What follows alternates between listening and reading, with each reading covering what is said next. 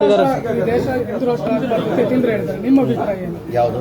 ಈ ದೇಶ ಹಿಂದೂ ರಾಷ್ಟ್ರ ಆಗಬಾರ್ದು ಯತೀಂದ್ರ ಹೇಳಿದ್ದಾರೆ. ನಿಮ್ಮ ಅಭಿಪ್ರಾಯ? ಈ ದೇಶ ಎಲ್ಲ ಸಮಾಜದವರು ಒಂದಾಗಿ ಅಣ್ಣ ತಮ್ಮದಂಗೆ ಬಾಳ್ತಾ ಇದ್ದಾರೆ. ಇವತ್ತಿಂದಲ್ಲ, ಯಾವತ್ತಿಂದ ಸ್ವಾತಂತ್ರ್ಯ ಬಂದಿದೆ. ಈಗ ಸ್ವಾತಂತ್ರ್ಯ ಬರೋಕ್ಕೆ ಒಂದೇ ಸಮಾಜ ಅವರು ತ್ಯಾಗ ಆಗಲಿಲ್ಲ, ಎಲ್ಲ ಸಮಾಜದವರು ತ್ಯಾಗ ಆಗಿದ್ದಾರೆ.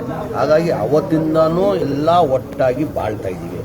ಇದು ರಾಜಕೀಯ ಹಿನ್ನೆಲೆ, ರಾಜಕೀಯ ಲಾಭಕ್ಕೋಸ್ಕರ ಇದು ಜಾತಿಯನ್ನು ತಂದಿರೋದು. ಇದಕ್ಕಿಂತ ಮುಂಚೆ ಇರಲಿಲ್ಲ.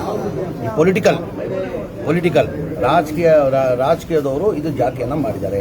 ನಮ್ಮ ದೇಶ ಹಿಂದೂ, ಮುಸ್ಲಿಂ, ಸಿಖ್, ಇಸಾಯಿ ಎಲ್ಲ ಒಟ್ಟಾಗಿ ಪ್ರೀತಿಯಿಂದ ಅಣ್ಣ ತಮ್ಮದಿರಂಗೆ ಬರ್ತಾರೆ. ಯಾರು ಏನು ಹೇಳ್ತಾರೋ ಗೊತ್ತಿರೋ ಅದಂತೂ ಯಾರೂ ಮುಗ್ಸೋಕ್ಕೆ ಸಾಧ್ಯನೇ ಇಲ್ಲ. ಈ ದೇಶ ಹಿಂದೂ ರಾಷ್ಟ್ರ ಆಗಬಾರ್ದು ಯತೀಂದ್ರ ಹೇಳಿದ್ದಾರೆ. ನಿಮ್ಮ ಅಭಿಪ್ರಾಯ ಏನು? ಯಾವುದು? ಈ ದೇಶ ಹಿಂದೂ ರಾಷ್ಟ್ರ ಆಗಬಾರ್ದು ಯತೀಂದ್ರ ಹೇಳಿದ್ದಾರೆ. ನಿಮ್ಮ ಅಭಿಪ್ರಾಯ? ಈ ದೇಶ ಎಲ್ಲ ಸಮಾಜದವರು ಒಂದಾಗಿ ಅಣ್ಣ ತಮ್ಮದಂಗೆ ಬಾಳ್ತಾ ಇದ್ದಾರೆ. ಇವತ್ತಿಂದಲ್ಲ, ಯಾವತ್ತಿಂದ ಸ್ವಾತಂತ್ರ್ಯ ಬಂದಿದೆ. ಈಗ ಸ್ವಾತಂತ್ರ್ಯ ಬರೋಕ್ಕೆ ಒಂದೇ ಸಮಾಜ ಅವರು ತ್ಯಾಗ ಆಗಲಿಲ್ಲ, ಎಲ್ಲ ಸಮಾಜದವರು ತ್ಯಾಗ ಆಗಿದ್ದಾರೆ. ಹಾಗಾಗಿ ಅವತ್ತಿಂದನೂ ಎಲ್ಲ ಒಟ್ಟಾಗಿ ಬಾಳ್ತಾ ಇದ್ದೀವಿ. ಇದು ರಾಜಕೀಯ ಹಿನ್ನೆಲೆ, ರಾಜಕೀಯ ಲಾಭಕ್ಕೋಸ್ಕರ ಇದು ಜಾತಿಯನ್ನು ತಂದಿರೋದು. ಇದಕ್ಕಿಂತ ಮುಂಚೆ ಇರಲಿಲ್ಲ. ಈ ಪೊಲಿಟಿಕಲ್ ರಾಜಕೀಯದವರು ಇದು ಜಾತಿಯನ್ನು ಮಾಡಿದ್ದಾರೆ.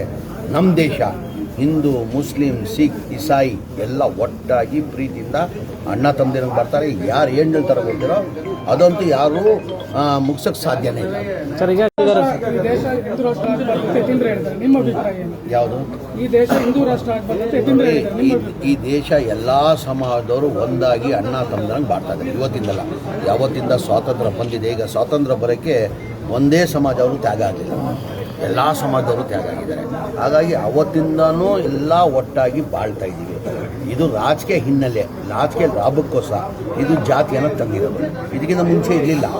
ಈ ಪೊಲಿಟಿಕಲ್ ರಾಜಕೀಯದವರು ಇದು ಜಾತಿಯನ್ನು ಮಾಡಿದ್ದಾರೆ.